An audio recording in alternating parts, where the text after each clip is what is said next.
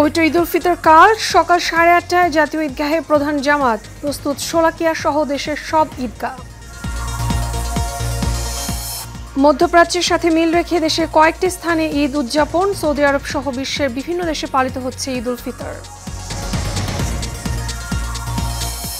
এবং 5 দিনে ঈদের ছুটিতে ফাঁকা রাজধানী ঢাকা, শেষ মুহূর্তে বাড়ির পথে ঘরমুখ মানুষ, বাস টার্মিনালে নেই যাত্রীদের ভিড়।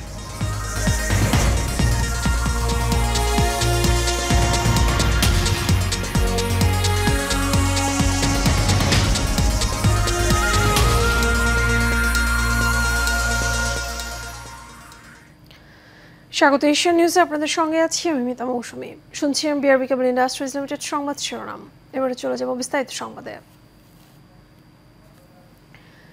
আগামীকাল সারা দেশে পবিত্র ঈদ উল ফিতর অনুষ্ঠিত হবে। জাতীয় ঈদগাহ মাঠে ঈদ উল ফিতরের প্রধান জামাত সকাল 8:30টায় অনুষ্ঠিত হবে। সেখানে প্রায় 35,000 মুসল্লি ঈদের নামাজ আদায় করবেন। এর মধ্যে সব ধরনের প্রস্তুতি নিয়েছে ঢাকা দক্ষিণ সিটি কর্পোরেশন। জাতীয় ঈদগাহের জামাত সহ পুরো ঢাকার সব ঈদ জামাতে ব্যাপক নিরাপত্তা ব্যবস্থা হাতে নেওয়া হয়েছে উল্লেখ করে ডিএমপি কমিশনার হাবিবুর রহমান বলেন, প্রধান জামাতে 5 স্তরের নিরাপত্তা ব্যবস্থা থাকবে। এছাড়া যে কোনো পরিস্থিতি মোকাবিলায় সোয়াট bomb disposal unit stand by থাকবে।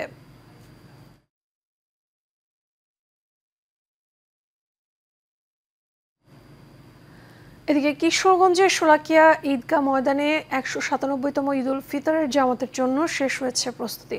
মুসল্লিদের যাতায়াতে থাকছে স্পেশাল ট্রেনের ব্যবস্থাও। এবছর ঈদের জামাতে ইমামতি করবেন বাংলাদেশ ইসলাহুল মুসলিমিন পরিষদের চেয়ারম্যান ডক্টর মাওলানা ফরিদউদ্দিন মাসউদ। মাঠে নিরাপত্তায় 4 স্তরে কাজ করবে আইনশৃঙ্খলা রক্ষাকারী বাহিনী।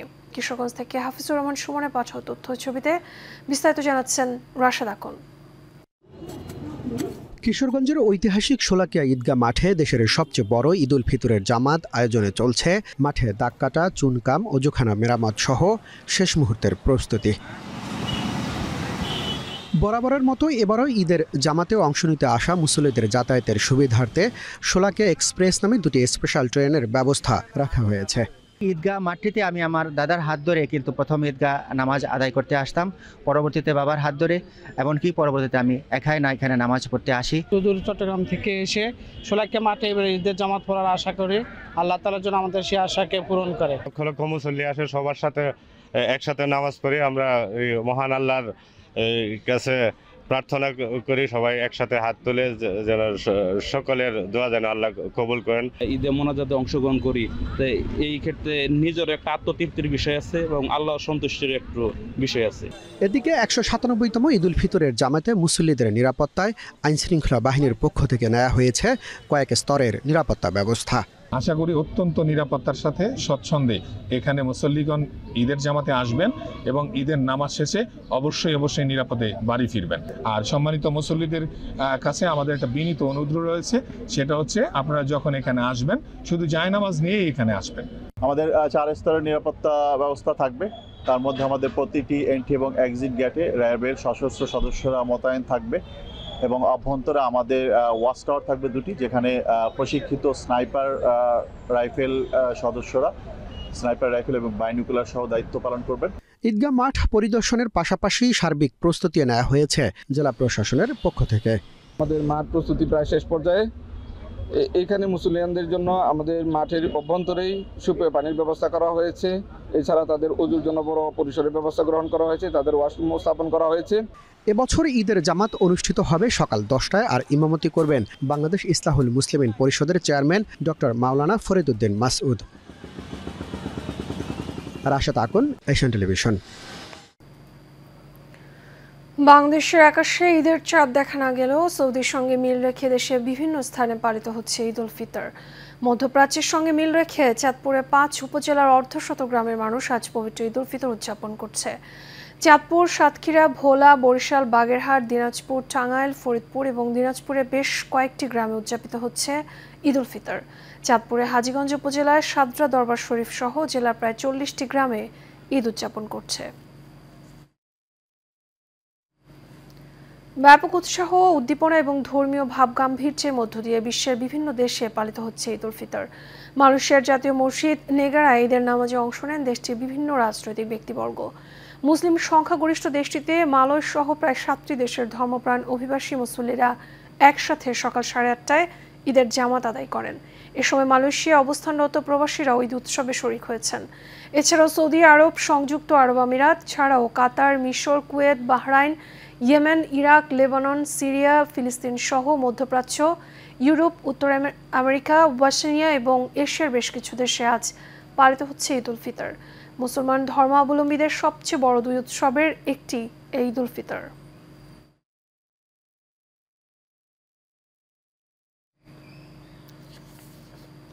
পাঁচ দিনের ছুটিতে রাজধানী ঢাকা এখন ফাঁকা। নগরী জুড়ে নেই চিরচেনা যানজট, গাড়ির কালো ধোঁয়া এবং তীব্র হর্ন। পথচারীরা বলছে এ এক অন্যরকম স্বস্তির ঢাকা। এদিকে বাস টার্মিনালগুলো রয়েছে যাত্রী শূন্য, নেই কোনো ভিড় জটলা। তবে আজও অনেকেই বাড়ির পথে রওনা হতে দেখা গেছে। বিস্তারিত রকিব মানিকের রিপোর্টে। ঈদের ছুটির আমেজ শুরু হয়েছে রাজধানী জুড়ে। যানজটের চিরচেনা নগরীতে নেই কোনো গাড়ির চাপ। রাস্তা এখন শুধুই ফাঁকা, নেই কালো ধোঁয়া, নেই শব্দ দূষণ। রাজধানী থেকে প্রায় 2 কোটি মানুষ ঈদ করতে ঢাকা ছেড়েছে, ফলে কমেছে মানুষের চাপ। পথচারীরা বলছে এ এক অন্যরকম ঢাকা, চলাফেরা করেই রয়েছে স্বস্তি। তো আগে তো অনেক লোকজন ছিল, এখন গাড়ি টাড়িও বেশি ছিল, এখন তো অত নাই। আর এখন ঈদের দিনে লোক হবে বেশি। রোডে তো কোনো জ্যামজট নাই, আর দ্বিতীয়ত মনে করেন যে মানুষই নাই, ভাড়া থাকবে কোথায় থেকে। এদিকে আগেভাগে ছুটি হওয়ায় বাস টার্মিনালগুলো রয়েছে যাত্রী শূন্য, নেই কোনো জটলা, ভোগান্তি ছাড়াই শেষ মুহূর্তে ঢাকা ছাড়ছেন অনেকেই। ঈদের ছুটিতে বাড়িতে যাচ্ছি, দাদুর সঙ্গে দেখা করতে যাচ্ছি। এখন রাস্তাঘাট ফাঁকাই আছে, টিকিট কাউন্টারে আমার ওয়াইফ আর আম্মুরে দাঁড়া করাইছি। এখন আশা করি যে রাস্তাঘাট হয়তো ওই হবে। এবং আশানুরূপ যাত্রী না পাওয়ায় কিছুটা হতাশ বাস চালকরা। রকিব মানিক, এশিয়ান টেলিভিশন, ঢাকা। বাংলাদেশি মুক্তিযোদ্ধা প্রজন্ম সংসদের উদ্যোগে অসহায় দুস্থদের মাঝে ঈদ উপহার বিতরণ করা হয়েছে। দুপুরে রাজধানী গুলশান ডিসিসি পাকা মার্কেটে মুক্তিযোদ্ধা প্রজন্ম সংসদ মুক্তিযোদ্ধা এতিমখানার আয়োজনে অসহায় দুস্থদের মাঝে ঈদ উপহার বিতরণ করেন গুলশান ডিএনসিসি সুপারমার্কেটের সভাপতি বীর মুক্তিযোদ্ধা গোলাম কাদের। অনুষ্ঠানের প্রধান অতিথি হিসেবে উপস্থিত ছিলেন নবনিযুক্ত রাজউক চেয়ারম্যান সিদ্দিকুর রহমান।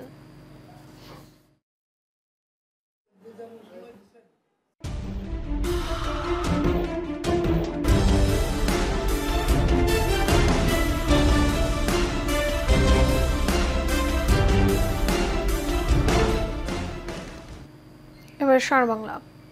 পূর্ব শত্রুতার জেরে পাবনার আটঘরিয়া থানার হাজিপাড়া এলাকায় একটি বাড়িতে দুর্বৃত্তদের আগুন দেওয়ার অভিযোগ উঠেছে। আগুনে ওই বসতবাড়ির লক্ষাধিক টাকার ক্ষয়ক্ষতি হয়েছে বলে দাবি করছে ক্ষতিগ্রস্তরা। 7 এপ্রিল দিবাগত রাতে এই ঘটনা ঘটে। আটঘরিয়া ফায়ার সার্ভিস বিষয়টি জানার পর ঘটনাস্থলে এসে আগুন নিয়ন্ত্রণ করে। এ বিষয়ে আটঘরিয়া থানায় একটি অভিযোগ দায়ের করা হয়েছে। দোষীদের শাস্তির আওতায় আনার দাবি করছেন ক্ষতিগ্রস্তরা।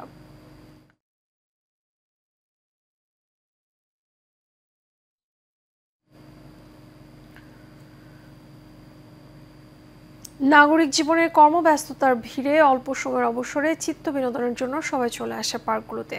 সেই উদ্দেশ্যে ঈদকে সামনে রেখে দর্শনার্থীদের আনন্দ দেওয়ার জন্য আশুলিয়ার নন্দন পার্ককে বিভিন্ন আঙ্গিকে সাজানো হয়েছে। প্রস্তুত করা হয়েছে ওয়াটার ওয়ার্ল্ড, কেবল কার, রোলার কোস্টার সহ বিভিন্ন আকর্ষণীয় রাইড। জোরদার করা হয়েছে নিরাপত্তা বাহিনীকে, যাতে করে দর্শনার্থীরা নির্বিঘ্নে আনন্দ উল্লাস উপভোগ করতে পারে।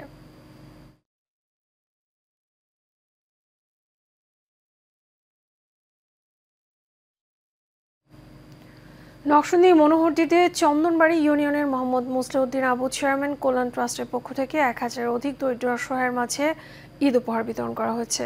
আবু বাক্কারের সভাপতিত্বে প্রধান অতিথি হিসেবে উপস্থিত ছিলেন উপজেলা আওয়ামী লীগের কার্যনির্বাহী কমিটির সদস্য আবুল কালাম আজাদ ফরিদ।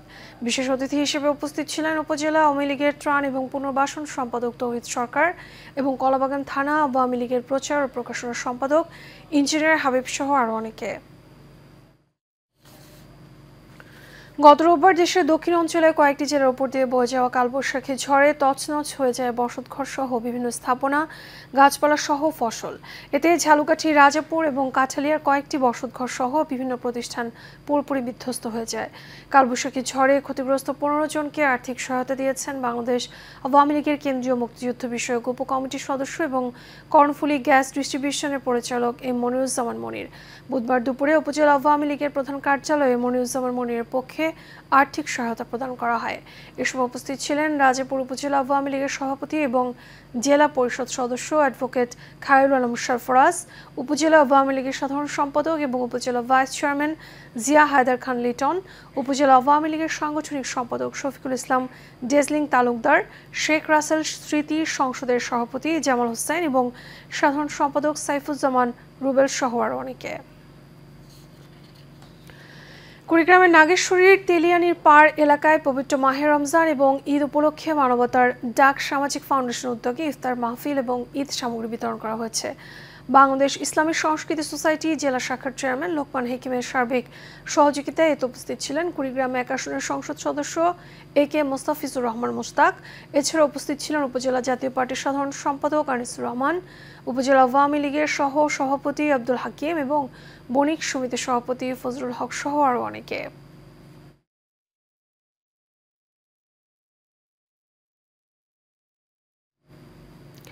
গোপালগঞ্জের টুঙ্গিপাড়ায় জাতির পিতা বঙ্গবন্ধু শেখ মুজিবুর রহমানের সমাধিতে শ্রদ্ধা জানিয়েছেন জাতীয় নিরাপত্তা গোয়েন্দার নবনিযুক্ত মহাপরিচালক মেজর জেনারেল মোহাম্মদ হুসাইন আল মুর্শেদ।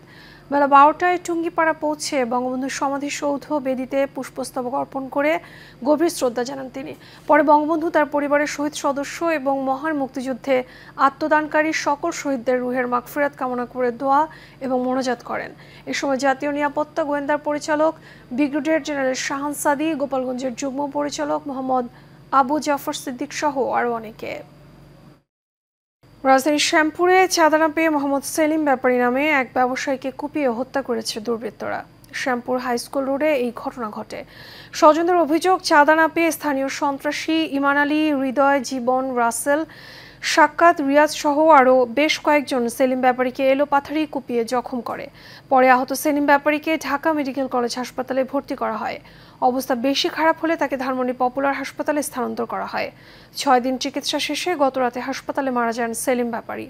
এ ঘটনায় মামলা দায়ের করা হয়েছে এবং 2 জনকে আটক করা হয়েছে বলে জানান শ্যামপুর থানার এসআই মোহাম্মদ রিপন। চট্টগ্রামে জেলে সম্প্রদায়ের অস্তিত্ব রক্ষায় রকি দাসের গ্রেফতারের দাবিতে চট্টগ্রাম জেলা প্রশাসকের কাছে স্মারকলিপি এবং মানববন্ধন অনুষ্ঠিত হয়েছে। নগরীর 37 নম্বর আনন্দবাজার এলাকার জেলে সম্প্রদায়ের উদ্যোগে জেলা প্রশাসকের কার্যালয়ের সামনে এই মানববন্ধন অনুষ্ঠিত হয়। মানববন্ধনে উপস্থিত ছিলেন আহত বিশ্বনাথ দাস, রামু সর্দার, ধনেশ্বরী মেম্বার, হিরণধর সর্দার এবং নেপাল দাস সহ অন্যান্যরা। এ সময় রকি দাস গ্রুপ থেকে জেলে সম্প্রদায়কে বাঁচানোর জন্য প্রধানমন্ত্রীর হস্তক্ষেপ কামনা করেন বক্তারা। শেষ খবর এশিয়া নিউজ থেকে বিআরপিকেবল ইন্ডাস্ট্রিজ লিমিটেড সংবাদ শিরোনামগুলো যেন বারবার একবার।